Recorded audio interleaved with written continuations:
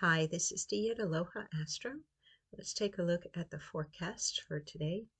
With the moon transiting Capricorn, Friday, June 13th, supports examining dysfunctional dynamics in home or workplace settings to initiate healing through catharsis and enable constructive change with the intention of creating a better future together.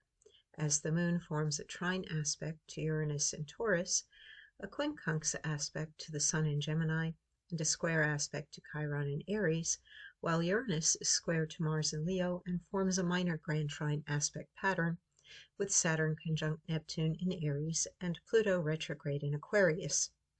Pluto, the planet of upheaval, fear, crisis, power, control, and transformation, is a key player in today's emotional landscape and your motivations for expressing your feelings, as it forms square aspects to both Chiron in Aries and Venus in Taurus, and a quincunx aspect to Jupiter and Mercury, both in Cancer.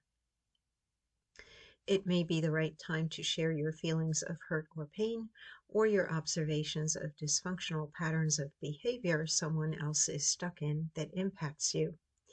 But if you wish to wound, shame, punish, or manipulate them by doing so, you are not making the situation any better for yourself or them.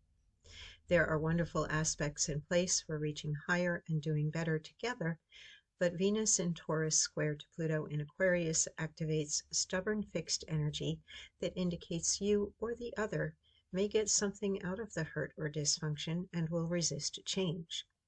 And Jupiter and Mercury in Cancer squaring Saturn and Chiron in Aries convey the cardinal energy of needing to be right to the point that it might be detrimental, especially if it justifies perpetuating the role of victim or martyr.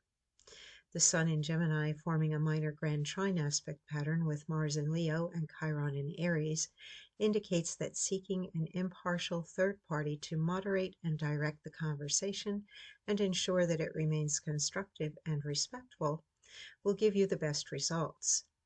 If your family or work issues are something you can't share safely or comfortably within the home or workplace, consider consulting a healing or coaching professional trained in those areas. If the other party won't take responsibility for how their actions or words impact you, work on taking care of yourself by learning how to best handle the thoughts and feelings those people or conditions trigger in you. So you can see that the moon is busy in various aspects, which always adds to kind of that mixed and it's complicated feeling, because we have that square to Chiron, we have that trine to Uranus, and then we have that quincunx to the Sun. We have two nice minor grand trines at play today, but Pluto is, in my opinion, the other planet that is going to be most active, and of course the aspects it forms, because the moon is approaching and getting close to that Aquarius energy, and we have the moon interacting most favorably with the ruler of Aquarius.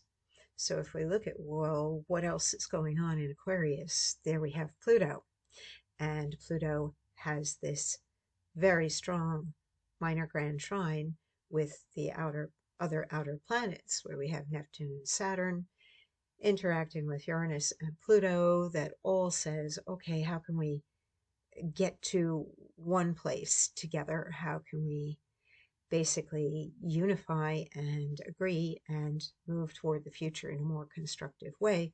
It will involve basically the change and the transformation that Uranus and Pluto represent. But there are personal things being triggered because Pluto is squaring Chiron and is squaring Venus.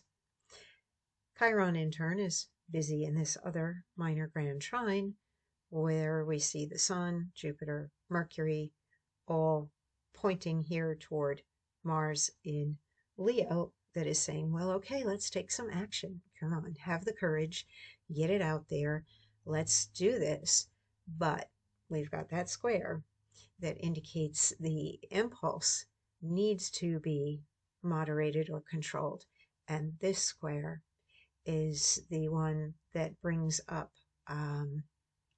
Are you making it better, or are you doing this in a way to perpetuate some pain or some hurt, or to literally punish or manipulate the other, make them feel guilty, or make them pay for something?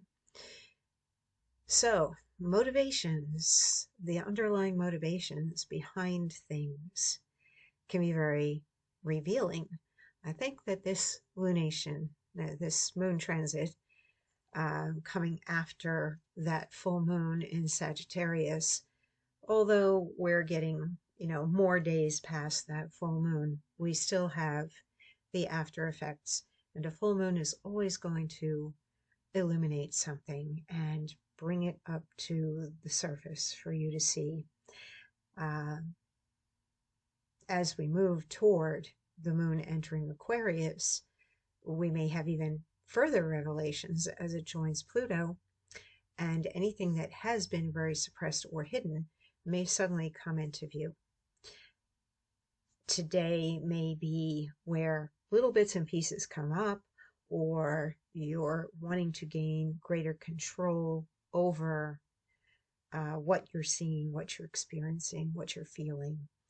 And it all does kind of rest on that Aries energy of the self to become self-aware. We're not just in everything.